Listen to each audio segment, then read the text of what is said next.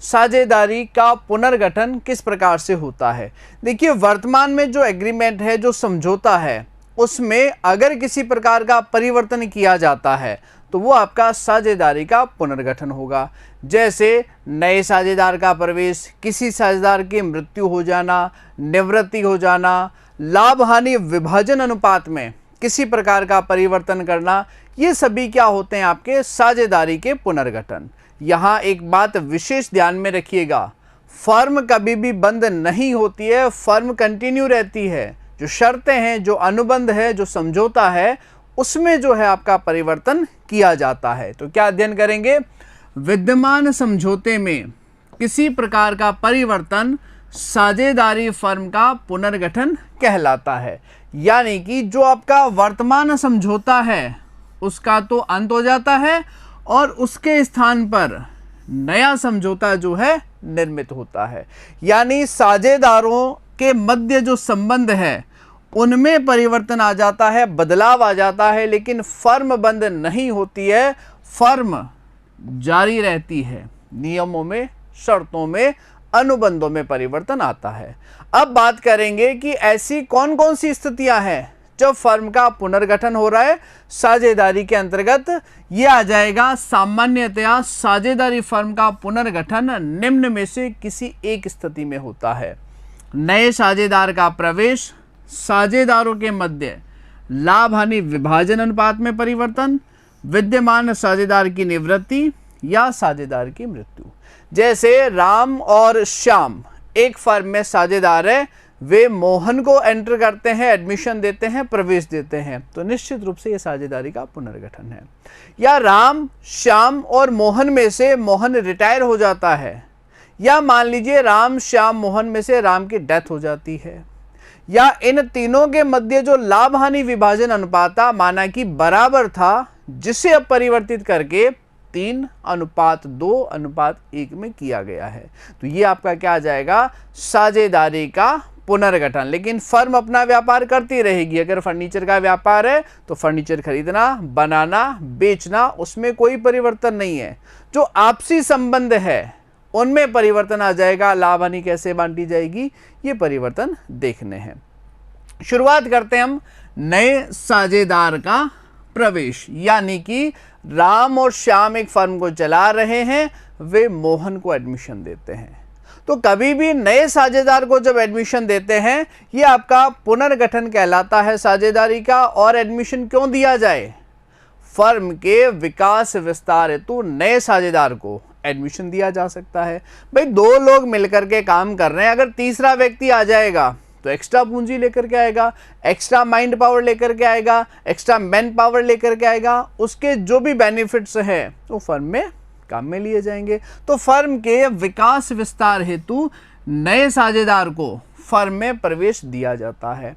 विशेष बात, नया साझेदार जब एडमिशन लेता है तो उसे 2 अधिकार मिलेंगे। कौन कौन से 2 अधिकार, पहला फर्म की संपत्तियों में हिस्सा प्राप्त करने का अधिकार, और दूसरा भावी लाभों में हिस्सा प्राप्त करने का अधिकार।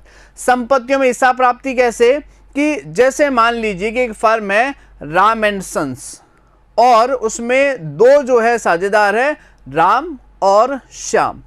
तो उस फर्म की जितनी भी संपत्तियां हैं उस पर हक किसका है, राम और श्याम का। लेकिन जैसे ही मोहन एडमिशन लेगा, फर्म में प्रवेश कर जाएगा, साझेदार बन जाएगा, तो अब उस फर्म की जितनी भी संपत्तियां हैं जिस प्रकार राम और श्याम की थी, वो अब राम, श्याम और मोहन की होगी। तो फर्म की संपत्तियों में हिस्सा। और दूसरा अधिकार कौन सा मिलता है, फर्म के भावी लाभों में हिस्सा प्राप्त करने का अधिकार। यानी कि जो लाभ अभी राम और श्याम को मिल रहा था, अब वह लाभ राम, श्याम और मोहन के बीच में डिवाइड किया जाएगा। तो 2 अधिकार मिलते हैं। कौन से, फर्म में संपत्तियों में हिस्सा प्राप्ति का अधिकार और फर्म के भावी लाभों में हिस्सा प्राप्त करने का अधिकार। ये जो 2 अधिकार है वो साझेदार को प्राप्त होते हैं। लेकिन अधिकार प्राप्त होंगे तो निश्चित रूप से साझेदार को कुछ भुगतान भी करना पड़ेगा। तो जो पहला अधिकार है संपत्तियों में हिस्सा प्राप्ति के लिए, इस अधिकार की प्राप्ति हेतु जो भी नया साझेदार धनराशि लेकर के आएगा उसे हम कहेंगे नए साझेदार की पूंजी। और भावी लाभों में हिस्सा प्राप्त करने के लिए जो धनराशि लाते हैं उसे क्या कहते हैं? ख्याति या प्रीमियम की राशि कहा जाता है। फर्स्ट पॉइंट, फर्म की संपत्तियों में हिस्सा प्राप्ति का अधिकार, और इस अधिकार की प्राप्ति हेतु लाई गई धनराशि नए साझेदार की पूंजी कहलाती है। नेक्स्ट कौन सा अधिकार मिल रहा है? भावी लाभों में हिस्सा, और इस अधिकार की प्राप्ति हेतु लाई गई धनराशि ख्याति या आपकी प्रीमियम की राशि कहलाती है। एकदम स्पष्ट बात है, फर्म का विकास विस्तार करना है, नए को एडमिशन दिया जा सकता है। दो अधिकार मिलेंगे, एक लाभों में, एक संपत्तियों में। संपत्तियों में अधिकार प्राप्ति के लिए जो धनराशि लाएगा वो नए साझेदार की पूंजी है, और भावी लाभों में हिस्सा प्राप्ति के लिए जो धनराशि लाएगा वो क्या कहलाएगी? ख्याति या प्रीमियम की राशि कहलाती है। क्लियर है? ये दो अधिकार हो गए। अब हम बात करते हैं, जब भी नया साझेदार एडमिशन लेगा, फर्म में प्रवेश करता है, तो हमारे लेखांकन समायोजन क्या होंगे? किस संदर्भ में कौन सी जर्नल प्रविष्टि करनी है, गणनाएं किस प्रकार से करनी है? तो ये 6 पॉइंट्स जो है बेहद महत्वपूर्ण होने वाले हैं। यानी जो आपका नए साझेदार का प्रवेश है ये इन 6 स्तंभों पर खड़ा है। और इसके साथ एक बात और स्पष्ट कर देता हूं कि अगर ये 6 पॉइंट्स आपके क्लियर है तो जो नेक्स्ट अध्याय है साझेदार की मृत्यु या निवृत्ति पर, उसका भी लगभग 40 to 50% टॉपिक जो है वो इन्हीं में से है। अगर ये कवर है तो वो टॉपिक बिल्कुल आसान लगने वाला है आपको, तो बिल्कुल ध्यान से देखेंगे। सबसे पहला पॉइंट है लाभ विभाजन अनुपात। लाभ विभाजन अनुपात के अंतर्गत क्या होगा? मान लीजिए राम और श्याम एक फर्म में साझेदार है, कोई भी अनुपात मान लीजिए 3:2 है, और मोहन को एडमिशन दिया जा रहा है। तो यहां पर 2-3 अनुपातों पर हम चर्चा करेंगे। एक तो आएगा पुराना लाभ हानि विभाजन अनुपात, और पुराना अनुपात क्या होता है? नया साझेदार जो मोहन एडमिशन ले रहा है उसके एडमिशन से पहले जो भी पुराने साझेदारों का लाभ हानि विभाजन अनुपात होगा वो पुराना, एडमिशन के बाद का अनुपात नया अनुपात, और नए के एडमिशन से बाकी साझेदारों के हिस्से में, पुराने साझेदारों के हिस्से में जो कमी आ रही है वो त्याग का अनुपात।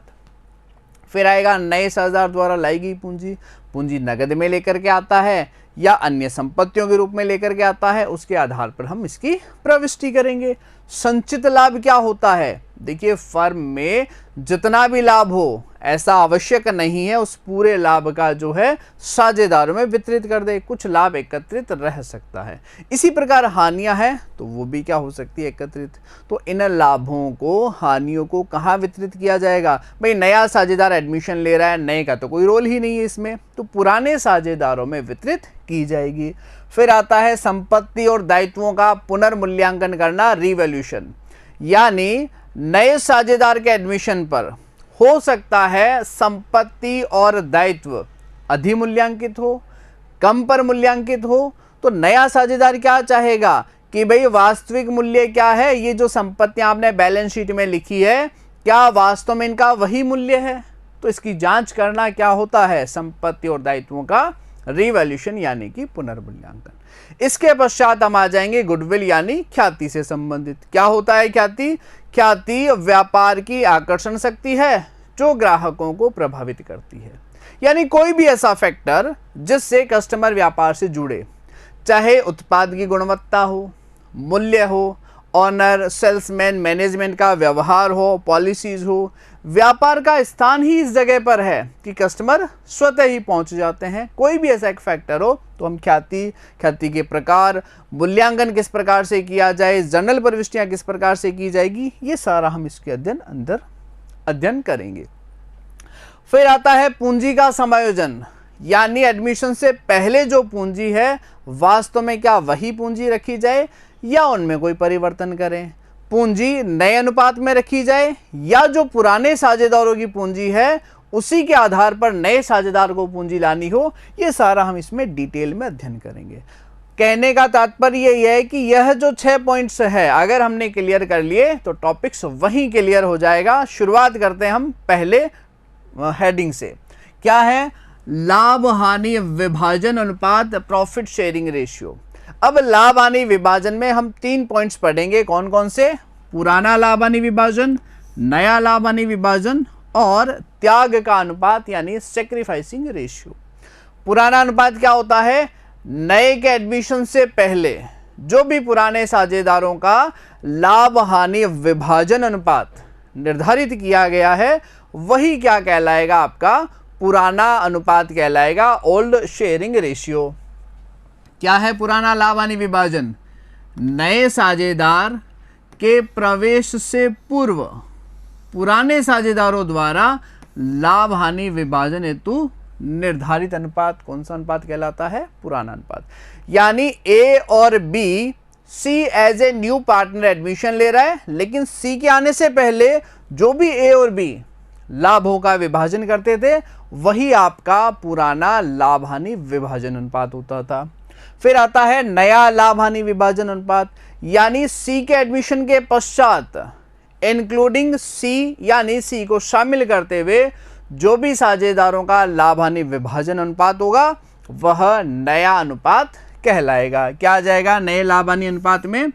नए साझेदार के प्रवेश के पश्चात, after admission of new partner, नए साझेदार को शामिल करते हुए सभी साझेदारों द्वारा लाभ हानि विभाजन हेतु निर्धारित अनुपात नया लाभ हानि अनुपात कहलाता है। यानी ए और बी में अगर सी एडमिशन ले रहा है तो उसके एडमिशन के पश्चात और उसे भी शामिल करते हुए जो भी लाभ हानि अनुपात हमने निर्धारित किया है, तय किया है, वो क्या कहलाएगा? नया लाभ हानि अनुपात। अब बात करते हैं त्याग का अनुपात यानी कि सैक्रिफाइसिंग रेशियो। क्या होता है त्याग का अनुपात?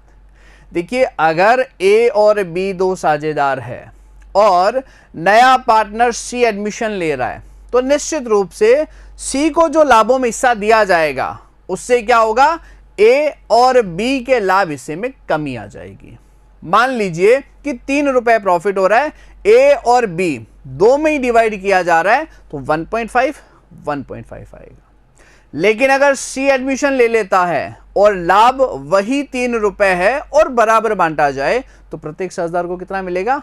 1-1 रुपया डिस्ट्रीब्यूट। यानी निश्चित रूप से जो लाभ अब 2 साझेदारों में बांटा जा रहा था अब 3 में बांटा जाएगा तो लाभों में कमी आएगी।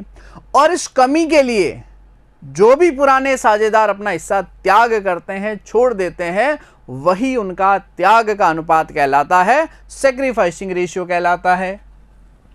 नए साझेदार के प्रवेश से पुराने साझेदारों के लाभ विभाजन में जो कमी आती है वह अनुपात जिसे फर्म के पुराने साझेदार नए साझेदार के पक्ष में त्याग करने हेतु सहमत होते हैं, त्याग का अनुपात। 2 पॉइंट्स इंपॉर्टेंट, जो उनमें रिडक्शन आ रही है, जो पुराने साझेदार त्याग कर रहे हैं बस वही तो त्याग का अनुपात है। और गणना किस प्रकार से करेंगे? एक फॉर्मूला याद रखना है त्याग के अनुपात का, ओल्ड शेयरिंग रेशियो, पुराना लाभ हानि विभाजन अनुपात माइनस नया। इतना शब्द ध्यान रख लीजिए, पुराना माइनस नया। जो भी राम का पुराना अनुपात था उसमें से नया घटा दीजिए, डिफरेंस जो आएगा वह आपका क्या कहलाएगा? त्याग का अनुपात यानी कि सैक्रिफाइसिंग रेशियो। अब हम बात करेंगे त्याग के अनुपात की गणना क्यों की जाती है। देखिए, नया साझेदार जब एडमिशन लेता है तो उसे 2 अधिकार मिलते हैं। कौन कौन से? संपत्ति और भावी लाभों में। अब देखिए ध्यान से सुनिएगा, जो संपत्ति में हिस्सा प्राप्त करने के लिए राशि लेके आता है उसे तो हम कहते हैं नए साझेदार की पूंजी, और जो लाभ के हिस्से के लिए राशि लेकर के आता है उसे क्या कहा जाता है? गुडविल यानी कि ख्याति। यानी सी जो एडमिशन हो रहा है लाभ के लिए ख्याति की राशि लेकर के आ रहा है, और सी को जो लाभ दिया जाएगा कौन देगा? ए और बी। ए और बी के हिस्से में जो रिडक्शन है, जो त्याग है, वही तो सी को मिल रहा है। तो सी गुडविल लेकर के आ रहा है, ए और बी उसे क्या दे रहे हैं? लाभों में हिस्सा। तो ए और बी जितना भी लाभ में हिस्सा देंगे उसी अनुपात में वो क्या कर लेंगे? ख्याति बांट लेंगे। यानी सी द्वारा जो लाई गई ख्याति है, नए साझेदार द्वारा लाई गई ख्याति पुराने साझेदारों में त्याग के अनुपात में वितरित की जाएगी, क्योंकि सैक्रिफाइसिंग रेशियो क्या होता है? सी के आने से ए और बी के लाभों में क्या कमी हो रही है? सी को लाभ देने से ए और बी के लाभ में क्या कमी हो रही है? तो भाई सी उस लाभ प्राप्ति के लिए लेके क्या आ रहा है? गुडविल यानी कि ख्याति की राशि, और वही क्या कर दी जाएगी? पुराने साझेदारों में डिस्ट्रीब्यूट। कौन से अनुपात में? त्याग के अनुपात में। क्योंकि ऐसा कई बार होगा कि राम और श्याम में से राम कहेगा भाई मैं किसी प्रकार का त्याग नहीं करने वाला, मुझे जो प्रॉफिट में शेयर मिलना चाहिए था उतना ही मोहन के आने के पश्चात भी मिले। उसने कोई त्याग नहीं किया, तो सारा त्याग अगर श्याम ने किया है तो गुडविल श्याम को मिल जाएगी। जिस भी अनुपात में त्याग किया जाए उसी अनुपात में ख्याति जो है वो डिस्ट्रीब्यूट की जाएगी। ये आपका आ गया पुराना अनुपात, नया अनुपात और त्याग का अनुपात। अब हम इसके संदर्भ में कुछ एग्जाम्पल्स उदाहरण देंगे जो आपके एग्जाम के पॉइंट ऑफ व्यू से भी काफ़ी इंपॉर्टेंट होने वाले हैं, और इस लेसन को कंप्लीट करने में भी इसका बेहद महत्वपूर्ण योगदान है। क्या है प्रश्न? राम और श्याम एक फर्म में साझेदार हैं और इनका लाभ हानि विभाजन अनुपात है 2:1। प्रश्न में सूचना है राम श्याम लाभ हानि 2:1। वे मोहन को 1/4 हिस्से हेतु नए साझेदार के रूप में प्रवेश देते हैं। नया लाभ हानि विभाजन अनुपात ज्ञात कीजिए और त्याग का अनुपात ज्ञात कीजिए। फर्म में सूचनाएं इतनी ही है, राम और श्याम 2:1 में, मोहन आ रहा है 1/4 हिस्से के लिए। इसके अलावा कोई सूचना नहीं दी गई है। आपसे पूछा गया है नया लाभ हानि अनुपात क्या है और त्याग का अनुपात क्या है। किस प्रकार हल करेंगे देखिएगा। यहां प्रश्न में दिया गया है राम और श्याम 2:1 में, मोहन को एडमिशन दिया जा रहा है एज ए न्यू पार्टनर 1/4 हिस्से के लिए। ये अपने को क्वेश्चन में इंफॉर्मेशन दी गई है। अब ध्यान रखिएगा कि मोहन जो 1/4 हिस्से के लिए नया साझेदार आ रहा है, ये हिस्सा उसे कौन दे रहा है? इसकी प्रश्न में कोई इंफॉर्मेशन नहीं है, और अगर प्रश्न में सूचना नहीं हो तो माना कुल लाभ 1,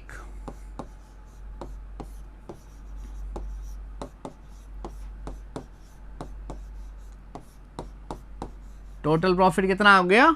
1। इसमें से मोहन को कितना दिया जा रहा है? ये मोहन को दिया आपने ने 1/4।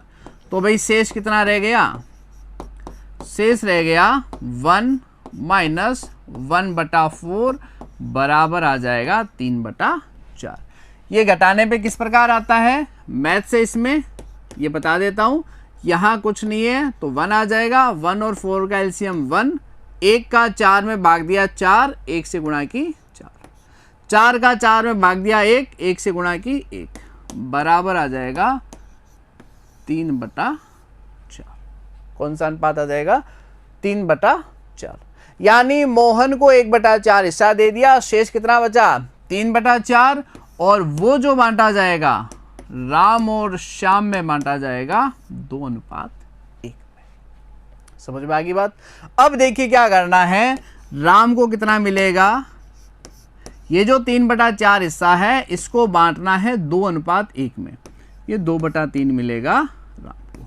श्याम को कितना मिलेगा? इस 3/4 का 1/3, और मोहन आ रहा है 1/4 हिस्से के लिए। यही तो दिया गया है प्रश्न में। भाई 3/4 हिस्सा राम और श्याम में विभाजित करें 2:1 में मैंने बांट दिया। ये 3 से 3 कट गया 2/4, 3 से 3 काट दिया 1/4 और 1/4। तो अनुपात क्या आया?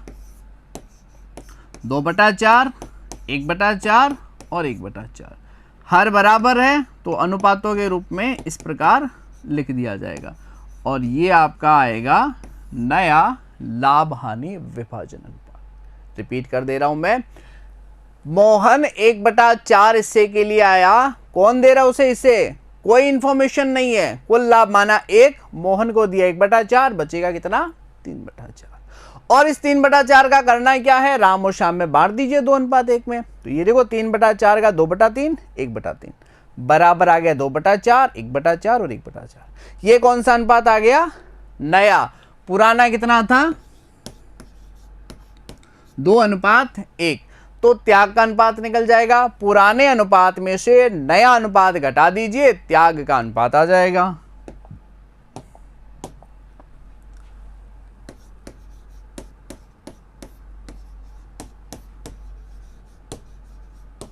त्याग का अनुपात बराबर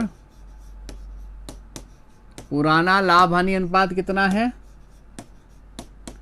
उसमें से नया लाभ हानि अनुपात कितना है, ये घटा दीजिए।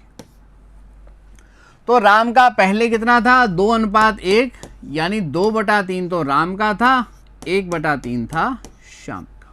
ये पुराना अनुपात था। नया कितना आ गया, 2:1:1, तो राम का 2/4, श्याम का 1/4, ये घटा देंगे।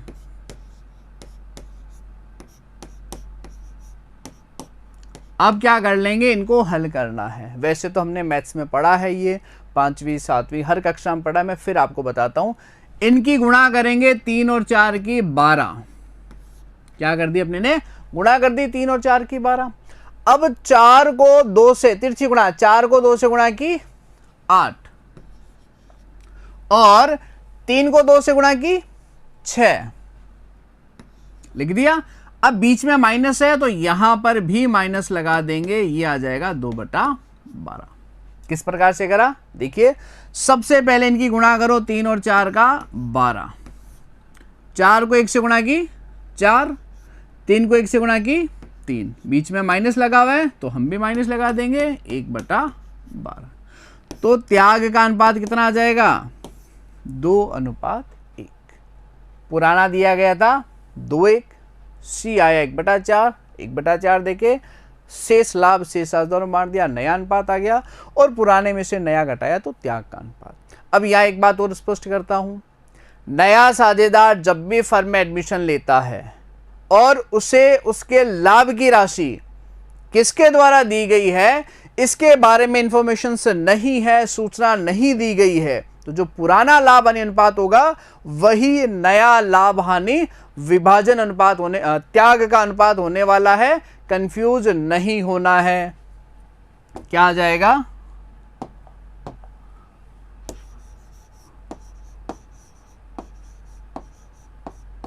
सूचना के अभाव में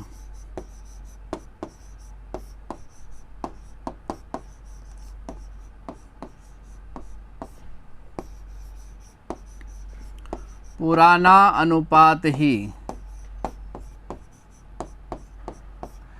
त्याग का अनुपात होता है।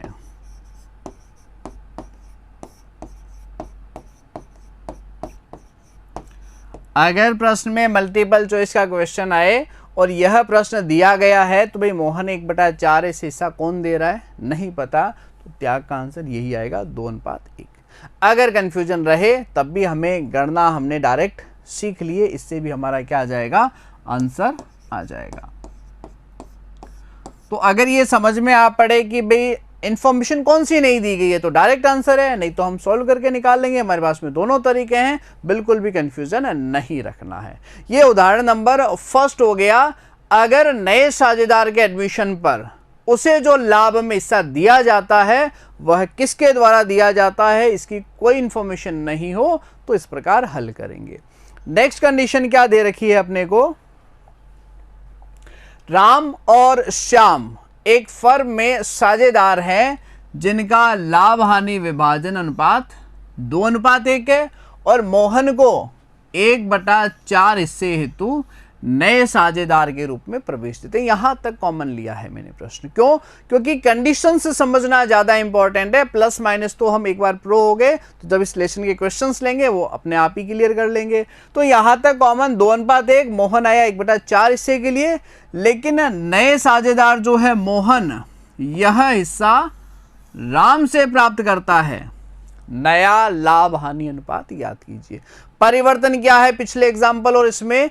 पिछला एग्जाम्पल जो मोहन को 1/4 हिस्सा दिया जा रहा था, मोहन किससे प्राप्त कर रहा है, कोई इंफॉर्मेशन नहीं थी, तो कुल लाभ 1, उसमें से मोहन का हिस्सा घटा करके हमने काम किया था।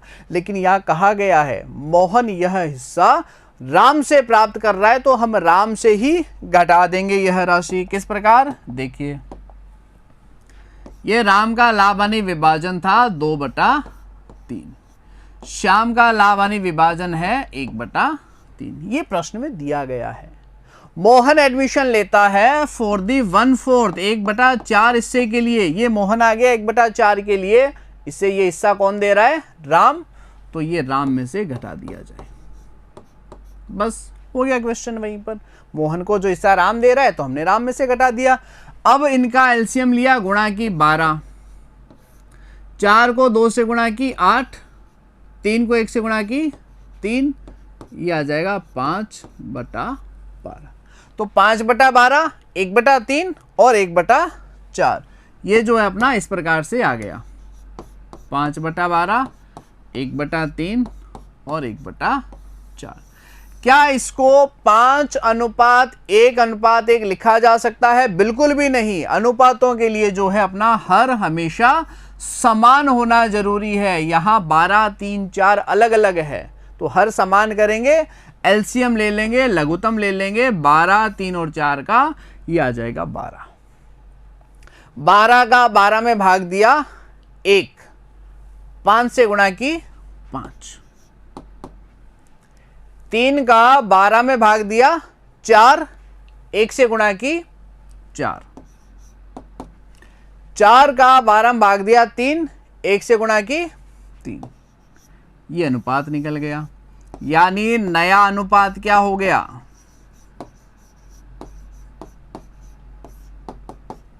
राम, श्याम, मोहन 5:4:3, और ये आपका क्या आ जाएगा, आंसर आ जाएगा। प्रश्न में ट्रिक इतना ही है कि मोहन को जो 1/4 हिस्सा दे रहे हैं, राम दे रहा है तो राम में से घटा दिया।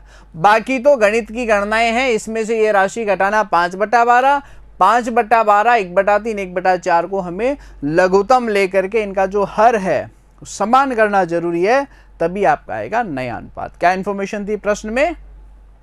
मोहन 1/4 हिस्से के लिए कौन प्रवेश दे रहा है, इसको जो हिस्सा है वो कौन दे रहा है, कोई सूचना नहीं है, तो हमें क्या करना है, कुल लाभों में से। और जैसा कि इस प्रश्न में सूचना है राम से प्राप्त करता है तो राम में से घटा देंगे। प्रश्न में कहे श्याम से प्राप्त करता है तो श्याम में से घटा देंगे। क्लियर है? अगला एग्जाम्पल लीजिए, इसी के आधार पर क्या कहता है।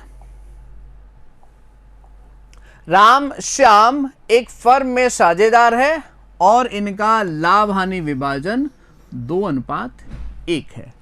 मोहन को 1/4 हिस्से के लिए नए साझेदार के रूप में प्रवेश देते हैं। यहां तक जो लाइन से आपकी कॉमन ली गई है। अब क्या कहता है, मोहन यह हिस्सा राम और श्याम से बराबर प्राप्त करता है। राम और श्याम से बराबर अनुपात में प्राप्त करता है। नया लाभ हानि विभाजन अनुपात ज्ञात कीजिए। पहली कंडीशन किससे प्राप्त करता है, कोई इंफॉर्मेशन नहीं थी, टोटल 1 माना, उसमें से घटा के आंसर निकाल लिया। कंडीशन नंबर 2, प्रश्न में कहा गया था कि मोहन अपना हिस्सा राम से प्राप्त करता है, या हो सकता है श्याम का पूछ ले। कंडीशन नंबर 3, मोहन अपना हिस्सा राम और श्याम से बराबर प्राप्त करता है। तो देखिए पहले तो राम से कितना प्राप्त करेगा,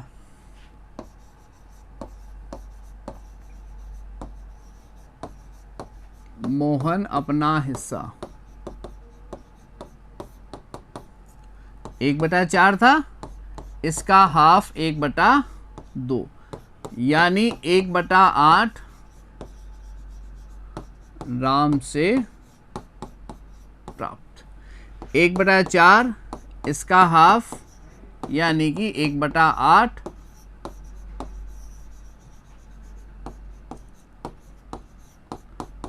श्याम से प्राप्त। 1/8 तो राम से और 1/8 हिस्सा किससे प्राप्त कर रहा है, श्याम से प्राप्त कर रहा है। अब देखिए राम का हिस्सा था कितना और श्याम का हिस्सा कितना था, उसमें से 1/8 घटाया जाएगा। किस प्रकार, ये देखिए राम का पहले हिस्सा दिया गया था 2/3, श्याम का पहले हिस्सा था 1/3 और मोहन जो एडमिशन ले रहा है वो था 1/4। इस 1/4 को बराबर यानी 1/8 राम और श्याम से प्राप्त कर रहा है। बस इतना ही लॉजिक है प्रश्न में। भाई पिछली कंडीशन में कहा था राम से प्राप्त, हमने सिर्फ राम से घटाया। यहां कह रहा है बराबर, तो 1/4 का हाफ एंड हाफ ले लिया, 1/8। 8 को 3 से गुणा की 24, 8 को 2 से गुणा की तिरछी गुना 16, 3 को 1 से गुणा की 3, और बीच में माइनस है तो माइनस लगा देंगे, यहां आ जाएगा 13/24। फिर इसको हल करना है, 8 और 3 को गुणा करेंगे 24, तिरछी गुणा 8, 3, 5/24, और यहां आ जाएगा 1/4। तो क्या इसे 13, 5 और 1 अनुपात में लिखा जा सकता है? बिल्कुल नहीं, क्योंकि हर समान होना जरूरी है। 24, 24 यहां 4 है, इसका मतलब ये काम में नहीं लिया जाएगा। करना क्या है अपने को? हर समान करना पड़ेगा। 13/24, 5/24, और क्या आ जाएगा आपका 1/4 जो है इस प्रकार से दर्ज कर लिया जाएगा। अब देखिए क्या करना है, लघुत्तम लिया 24, 24 का 24 में भाग दिया 1, 13 से गुणा की 13, 24 का 24 में भाग दिया 1, 5 से गुणा की 5, 4 का 24 में भाग दिया 6, और 1 से गुणा की 6, तो अनुपात क्या आ जाएगा? 13, 5, 6।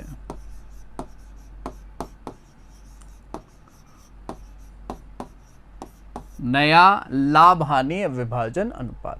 प्रश्न में क्या लिखा था? मोहन को 1/4, इसका आधा राम से आधा श्याम से, क्योंकि बराबर अनुपात में, तो 1/4 का आधा आधा क्या? तो 1/8, 1/8, और ये राशि इनमें से घटा दी। जैसे ही घटाया तो आया 13/24, 5/24 और 1/4।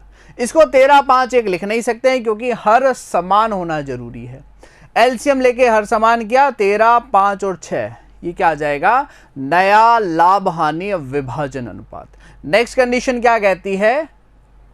राम और श्याम एक फर्म में साझेदार है जिनका लाभ हानि विभाजन अनुपात 4:1 है, और मोहन को 1/4 हिस्से के लिए नए साझेदार के रूप में प्रवेश देते हैं। मोहन यह हिस्सा राम और श्याम से 3:2 में प्राप्त करता है। नया अनुपात याद कीजिए। पिछले प्रश्न में कहा गया था बराबर अनुपात में प्राप्त, यहां क्या कहा गया है? 3:2 में प्राप्त। तो जो भी मोहन का हिस्सा है 1/4, इसे हम 3:2 में विभाजित करेंगे, फिर राम और श्याम में से घटाएंगे। किस प्रकार? देखिए, मोहन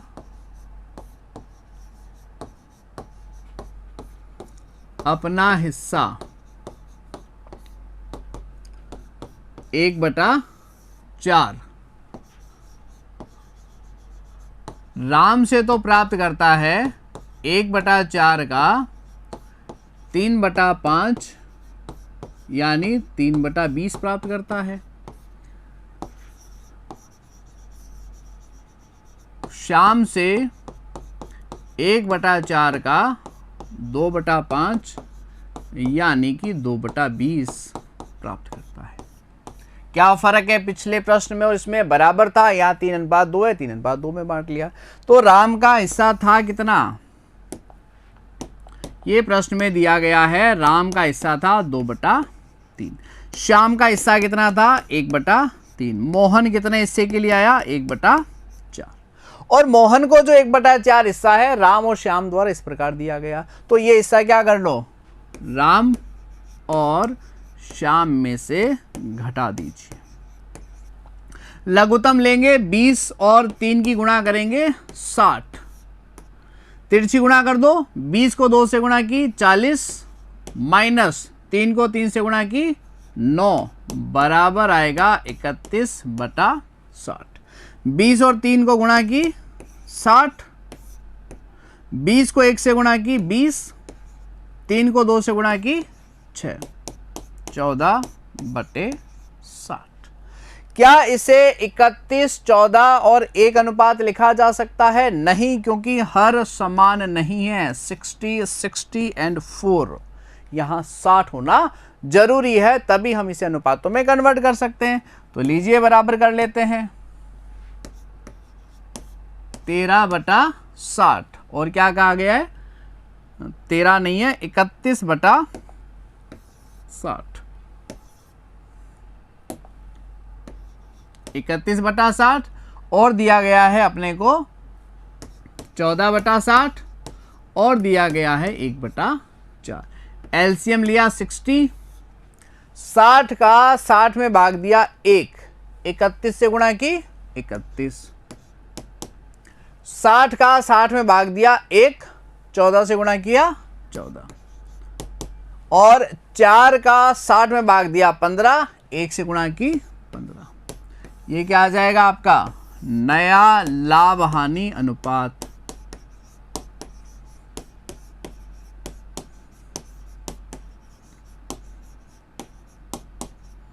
क्या आ जाएगा 31, 14 और 15। चेंजेस क्या है प्रश्न में, जहां पर कहा गया था बराबर प्राप्त करता है तो 1/4 का 1/2, 1/8 और 1/8 घटाया था। यहां कह रहा है 3:2, तो 3:2 में बांटा और वो राशि जो है घटा दी गई। और ये तो सिर्फ हर को बराबर किया है, क्योंकि एलसीएम लेकर के हर बराबर करना जरूरी है। 60, 60 और यहाँ 4 नहीं हो सकता। इस प्रकार कैलकुलेट कर लेंगे। चले अगली कंडीशन की तरफ।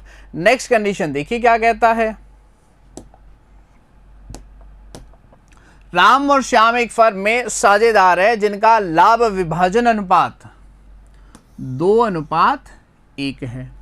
मोहन को 1/4 हिस्से हेतु नए साझेदार के रूप में प्रवेश देते हैं। मोहन अपने हिस्से का 3/5 राम से 2/5 श्याम से प्राप्त करता है। साझेदारों का नया लाभ हानि विभाजन ज्ञात कीजिए। देखिए मोहन अपने हिस्से का, इंपॉर्टेंट शब्द है, मोहन अपने हिस्से का, तो मोहन का कितना हिस्सा है, उसका 3/5 और 2/5 करना पड़ेगा। उसके पश्चात वह राशि घटाई जाएगी। किस प्रकार से, देखिए अगर कंफ्यूजन रहे तो इनको जोड़ करके देख लेवें। 3/5 प्लस 2/5 बराबर 1। देन अपने को ये काम करना है, ये चेक करना है अपने को। या तो आपको शब्द समझ में आ जाए कि मोहन अपने हिस्से का 3/5 और 2/5 दे रहा है, नहीं तो क्या कर दिए, इनको जोड़ करके देख लो 3/5 और 2/5 को, ये आ जाएगा आपका 1।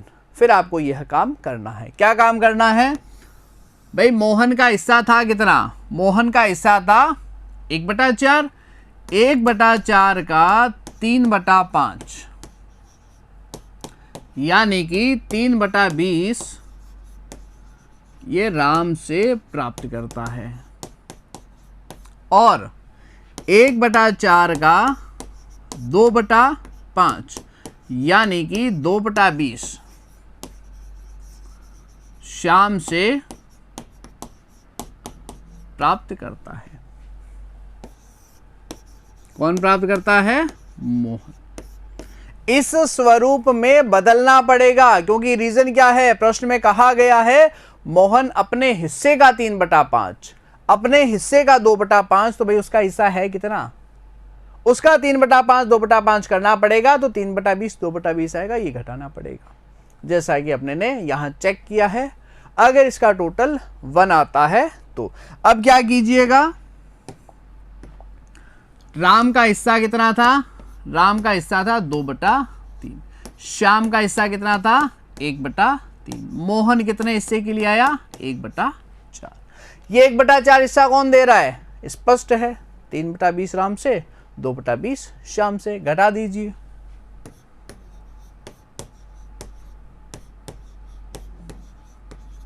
लघुत्तम लेंगे, क्या आएगा लघुत्तम, 3 और 20 को गुणा कीजिएगा, कितना आ जाएगा 60, 20 को 2 से गुणा की 40, 3 को 3 से गुणा की 9 बराबर आ जाएगा 31/60। फिर एलसीएम लेंगे, 3 और 20 की गुणा कर दीजिए, कितना आएगा 60, 20 को 1 से गुणा की 20, 3 को 2 से गुणा की 6,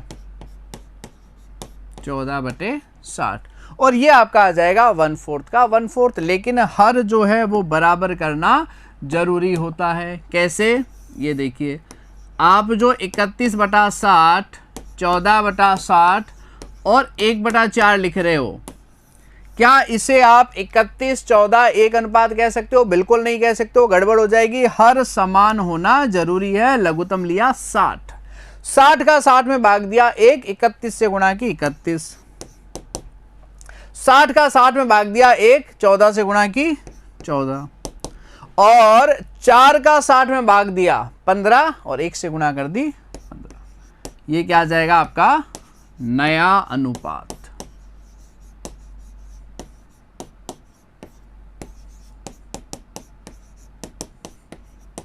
31, 14 और 15। यानी कि प्रश्न में कहे मोहन अपने हिस्से का इतना, तो फिर अपने को क्या करना पड़ेगा, उसके हिस्से का उतना निकालना पड़ेगा। लेकिन आपको प्रश्न में इस प्रकार से कह दे, क्या राम और श्याम एक फर्म में साझेदार है, लाभ हानि 2:1 है, और मोहन जो है कितने हिस्से के लिए साझेदार है, 1/4 हिस्से के लिए प्रवेश देते हैं। मोहन 3/20 राम से, 2/20 श्याम से प्राप्त करता है। साझेदारों का नया अनुपात। इस प्रश्न में और पिछले प्रश्न में चेंज क्या है? पिछले प्रश्न में कहा गया था कि मोहन अपने हिस्से का 3/5 राम से, 2/5 श्याम से, तो उसका जितना भी हिस्सा था 1/4 उसका अपने 3/5 2/5 किया। लेकिन यहां पर ऐसा नहीं कहा है, 3/20 राम से, 2/20 श्याम से, तो डायरेक्ट घटा देंगे। लेकिन अगर लहजा समझ में नहीं आ रहा प्रश्न का कि भाई प्रश्न क्या कहना चाहता है, तो आप एक चेक कर लीजिए। क्या चेक करेंगे कि इनकी टोटल करके देखिए, जैसे पहले की थी 3/20 प्लस 2/20, टोटल आ जाएगी 5/20 बराबर 1/4। पिछले एग्जाम्पल में इसकी टोटल कितनी आई थी, 1 आई थी। तो 1 आने के कारण अपने ने क्या किया था, मोहन के हिस्से का फिर से अनुपातिक किया था। यहां पर टोटल कितनी आई है, 1/4, और 1/4 इसके बराबर आएगी, कुछ और नहीं आएगा, ये 1/4 ही आएगा। अगर आप टोटल करके देखोगे 3/20 2/20 की, तो ये 1/4 आएगा, तभी ये जो है रूल अप्लीकेबल रहेगा। क्या करना है, डायरेक्ट घटा दीजिए। यानी जो राम का हिस्सा था 2/3, इसमें से कितना घटा दीजिए, 3/20। श्याम का हिस्सा कितना था, 1/3, डायरेक्ट घटा दीजिएगा 2/20। और मोहन का हिस्सा कितना है, 1/4। लघुत्तम लिया, 20 को 3 से गुणा की 60, गुणा करनी है सीधी, अब तिरछी गुणा 40 और 9,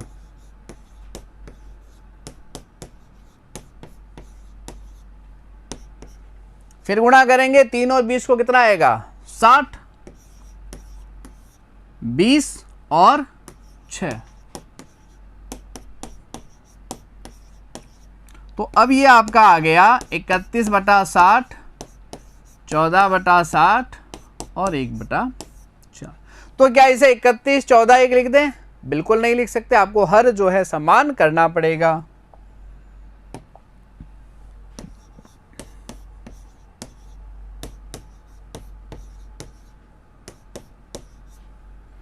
लघुत्तम लिया 60 और 31, 14 और 15। ये क्या आ जाएगा आपका नया अनुपात।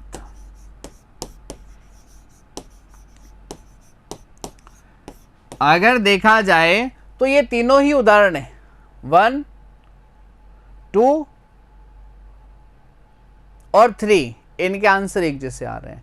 लेकिन ये संख्या रखी उसी तरीके से है कि ये समान हो, आपको वेरिएशन समझ में आए कि इनमें चेंजेस क्या डाले गए हैं। यहां 3:2 लिखा है, तो राम का जो भी हिस्सा है 3/2 कैसे घटाओगे, 3/5 2/5 इसका करना पड़ेगा।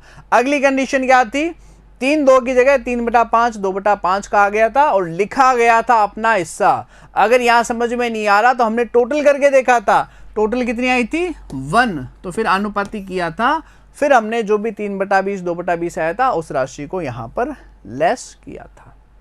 जबकि नेक्स्ट कंडीशन में क्या था, मोहन अपने हिस्से का यहां शब्द नहीं था और हमने जब चेक किया तो टोटल 1/4 आ रही थी। 1/4 कितनी, इसके हिस्से के बराबर। तो हमने क्या कर दिया, डायरेक्ट इसमें से घटा दिया 3/20 2/20, यानी कि 1/4 का 3/20 2/20 नहीं किया। यह काम हमने नहीं किया, 1/4 का 3/20 और 1/4 का 2/20, जैसा कि पिछले एग्जाम्पल में किया। क्यों नहीं किया, कारण क्या है इसका, क्योंकि यहां कहा नहीं गया था कि मोहन अपने हिस्से का इतना आराम से इतना शाम से, और ना ही जो इसकी टोटल है हमारे पास 1 आई थी। क्लियर है यहां तक। चले अगले प्रश्न पर। नेक्स्ट कंडीशन देखिए क्या कहती है, राम और श्याम एक फर्म में साझेदार है, वे मोहन को नए साझेदार के रूप में प्रवेश देते हैं। अब देखिए चेंजेस क्या आया, मोहन को नए साझेदार के रूप में प्रवेश देते हैं, लेकिन उसे लाभ में हिस्सा कितना दिया जा रहा है इसकी कोई इंफॉर्मेशन सूचना अपने को नहीं दी गई है। ये बाकी कंडीशन से खुद को अलग करता है सवाल। और साथ में लिखा है राम अपने हिस्से का 1/3 और श्याम अपने हिस्से का 1/4 मोहन को देते हैं। साझेदारों का नया लाभ हानि विभाजन और त्याग का अनुपात ज्ञात कीजिए। इससे पिछले प्रश्नों में त्याग का अनुपात क्यों नहीं पूछा गया था, क्योंकि स्पष्ट कहा गया था 3/20 राम से 2/20 श्याम से, तो 3:2 साफ साफ कहा गया था प्रश्न में। अब क्या लिखता है, राम अपने हिस्से का 1/3 और श्याम अपने हिस्से का 1/4 मोहन को देते हैं। तो नया अनुपात क्या आएगा, त्याग का अनुपात क्या आएगा, देखिए ये राम है, राम का हिस्सा कितना है 2/3, ये श्याम है, श्याम का हिस्सा कितना है 1/3। अब क्या करता है, राम अपने हिस्से का 1/3 और श्याम जो है अपने हिस्से का 1/4। ये राम अपने हिस्से का 1/3 यानी 2/9 और श्याम अपने हिस्से का 1/4 यानी 1/12 जो है ये क्या कर रहे हैं,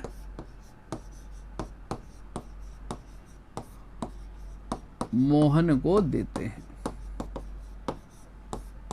क्लियर है। अब जो मोहन को दे रहे हैं तो वो उनका त्याग ही तो है। त्याग का अनुपात क्या होता है, हमने शुरू में अध्ययन कर लिया था कि नए साझेदार को पुराने साझेदार जो भी लाभ में हिस्सा देंगे अपने लाभों में रिडक्शन करेंगे, कमी करेंगे, वही त्याग का अनुपात होगा। तो त्याग का अनुपात क्या आ जाएगा,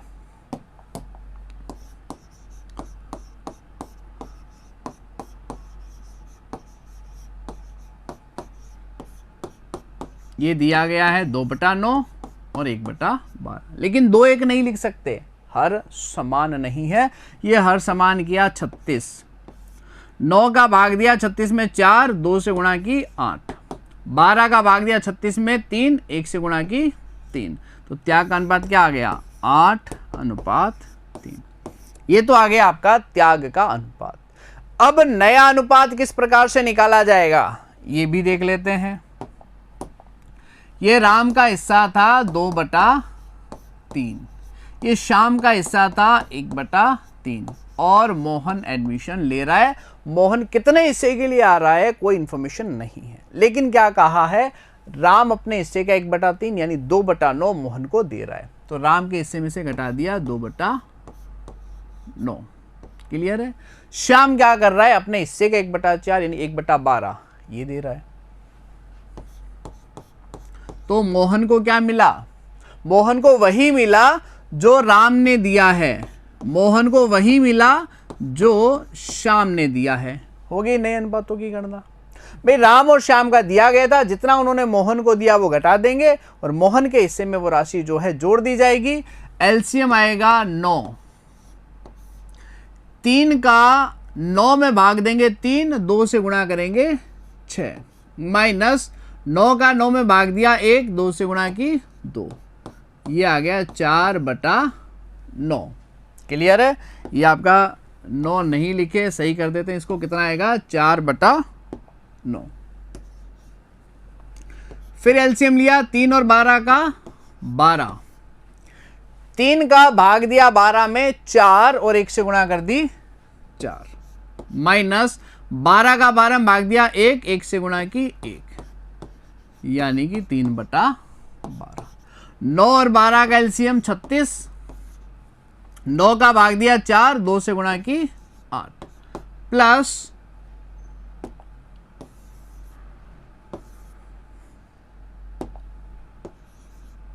12 का भाग दिया 36 में 3, 1 से गुणा की 3, ये आ गया आपका 11/36। जो राम ने दिया वो राम में से घटाया गया, जो श्याम ने दिया वो श्याम में से घटाया गया, और मोहन को क्या मिला, जो राम ने दिया जो श्याम ने दिया वो जोड़ दिया। अब क्या इसे आप 4, 3, 11 में लिख सकते हो? भाई ये आंसर है आपका 4/9, 3/12 और 11/36। तो क्या इसे 4, 3, 11 अनुपात में लिखा जा सकता है? नहीं। क्यों? क्योंकि हर समान नहीं है। ये लीजिए हर समान करते हैं। 9 का 36 में भाग दिया 4, 4 से गुणा की 16, 12 का 36 में भाग दिया 3, 3 से गुणा की 9, 36 का 36 में भाग दिया 1, 11 से गुणा की 11। ये क्या आ जाएगा आपका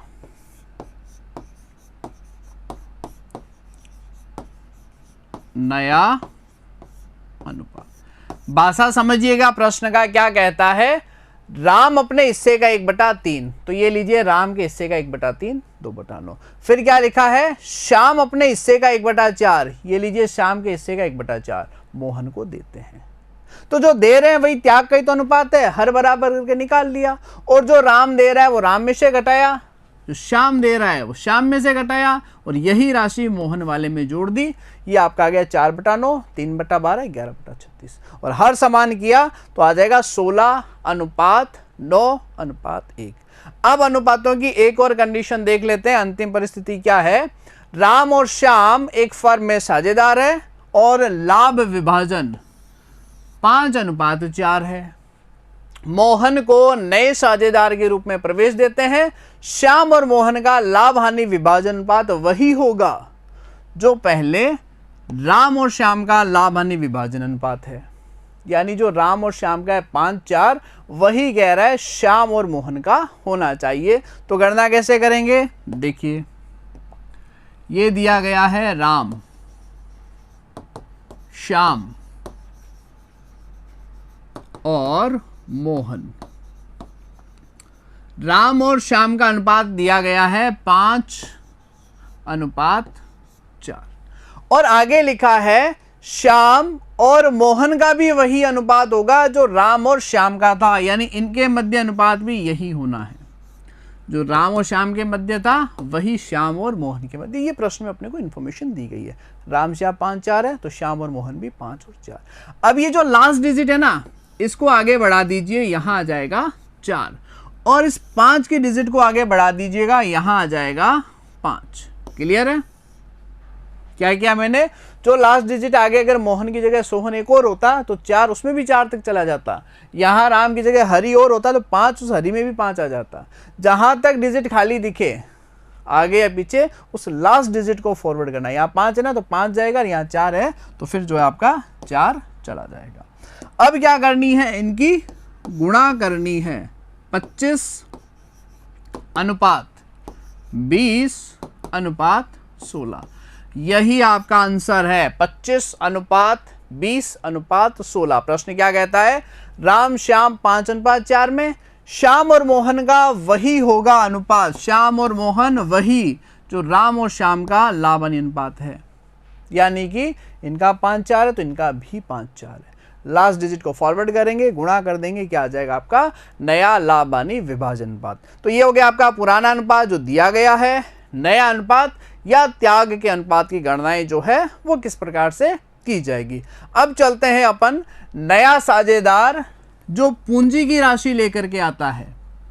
2 ऑप्शंस रहेंगे नए साझेदार के पास में, या तो वो पूंजी की राशि नगद में लेकर के आए या नगद के साथ साथ अन्य संपत्तियां भी लेकर के आए। तो केवल नगद लेकर के आ रहा है। यदि नया साझेदार पूंजी की राशि नगद में लाए तो रोकड़ है तो कैश अकाउंट डेबिट, बैंक में लेकर के आ रहा है, बैंक शेष दे रहा है तो bank debit to new partner's capital account, और नगद के अतिरिक्त अन्य संपत्तियां भी लेकर के आ रहा है। नए साझेदार द्वारा पूंजी की राशि नगद के साथ साथ अन्य संपत्तियों के रूप में भी लाए। भाई 2 लाख रुपए तो मैं नगद दे रहा हूं, मेरे पास जो पुराना व्यापार में चला रहा था वहां पर फर्नीचर पड़ा है, कंप्यूटर पड़ा है, मोटर कार पड़ा है, वो भी इन्वेस्ट कर रहा हूं, तो क्या वो पूंजी नहीं है? वो भी पूंजी है। तो कैश या बैंक जितना नगद दे रहे हो और अन्य संपत्तियां हैं जैसे बिल्डिंग, प्लांट, मशीन, जो भी इन्वेस्ट कर रहा है उन्हें भी debit to new partner's capital account. नया साझेदार नगद लाता है तो बैंक टू कैपिटल, और अन्य संपत्तियां लाता है तो संपत्तियां डेबिट टू कैपिटल। और नया साझेदार जो पूंजी लेकर के आता है उसके लिए क्या मिलता है? उसे फर्म की संपत्तियों में हिस्सा प्राप्ति करने का अधिकार। और नेक्स्ट आ जाएगा अपना संचित लाभों और हानियों का वितरण।